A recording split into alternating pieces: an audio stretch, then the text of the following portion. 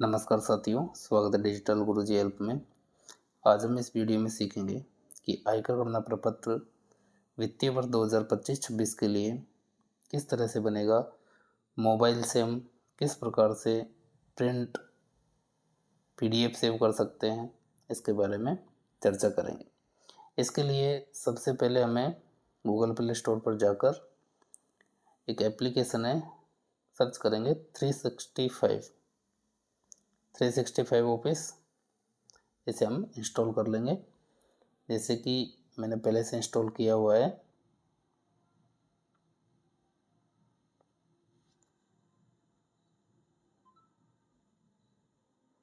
इसको इंस्टॉल करने के बाद में हमारे पास में एक एक्सेल सीट है, उसको हम ओपन विद माइक्रोसॉफ्ट 365 में ओपन कर लेंगे। ओपन करने के बाद में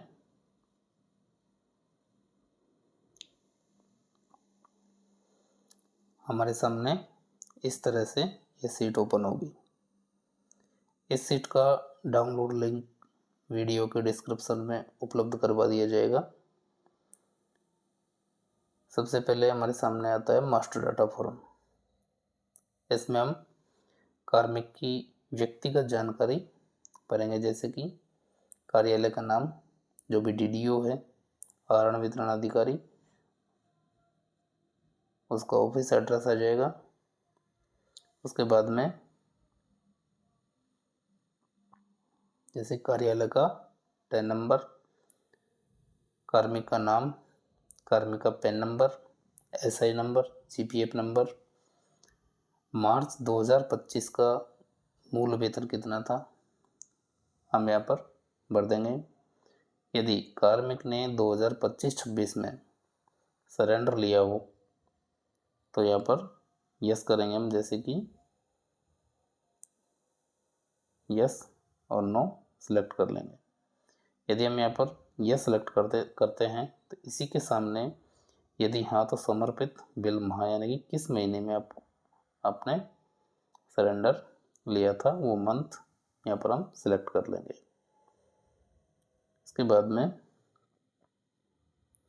क्या कार्मिक को बोनस मिला है, यस और नो में क्लिक करना है। इसके बाद में डीडीओ का नाम, जो भी हमारा आहरण वितरण अधिकारी है, कार्मिक का पद, अकाउंट नंबर, मासिक कटौती, कार्मिक का मोबाइल नंबर,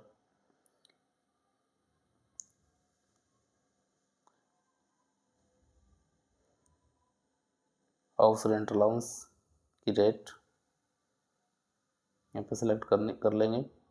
जीपीएफ की मासिक कटौती, आरजीएचएस कटौती का विकल्प यदि लिया है तो यस, अन्यथा नो करना। हितग्राही निधि की कटौती करनी है तो यस, अन्यथा नो कर देंगे। शहरी क्षेत्र के लिए क्षतिपूर्ति भत्ता, यहाँ से हम ड्रॉप डाउन लिस्ट से सिलेक्ट कर लेंगे। यदि लागू नहीं है तो एनए पर क्लिक कर देंगे।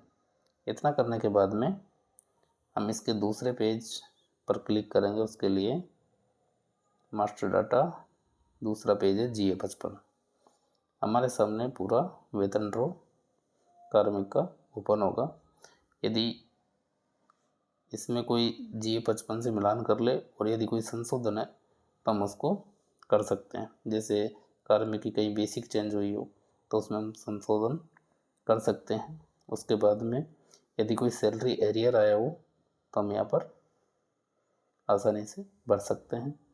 सरेंडर यदि यस किया है तो ऑटोमेटिक आ जाएगा, और यदि नो किया है तो यहाँ पर नहीं आएगा।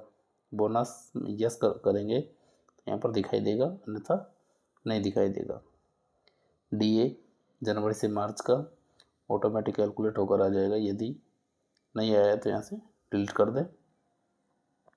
इसी तरह से जुलाई से सितंबर का डीए दिखाई देगा। यदि कोई और एरियर आया है तो हम इसको लाइन में बढ़ सकते हैं, और यदि कोई अन्य वेतन प्राप्त हुआ है हम अदर में पढ़ देंगे। GA55 के अनुसार बेसिक, DA, HRA आदि का हम मिलान कर लेंगे और कहीं भी कोई संशोधन है तो हम इसको मैन्युअली ठीक कर सकते हैं। इतना करने के बाद में हमारे सामने दोनों टैक्स रिजीम ओपन हो जाएंगे, जैसे कि ओल्ड टैक्स रिजीम और new tax regime. New tax regime में किसी प्रकार की कटौती का लाभ देय नहीं है, केवल NPS आदि को छोड़कर, जो कि राजस्थान में लागू नहीं है। यदि आप ओल्ड से सिलेक्ट करना चाहते हैं ओल्ड रिजीम सिलेक्ट कर सकते हैं, और यदि न्यू करना चाहते हैं तो न्यू रिजीम पर क्लिक कर देंगे। इस पर क्लिक करने के बाद हमारा पूरा टैक्स कैलकुलेशन का पेज ओपन इस तरह से हो जाएगा हमारे सामने। एक बार यहाँ पर हमारी ग्रोस सैलरी चेक कर लेंगे ठीक है या नहीं। उसके बाद में एक बार सारा जो भी हमने TDS जमा करवाया है वो यहाँ पर हमें दिखाई दे जाएगा। तो एक बार अच्छे से चेक करने के बाद में इसका प्रिंट सेव करने के लिए यहाँ पर 3 डॉट पर क्लिक करेंगे।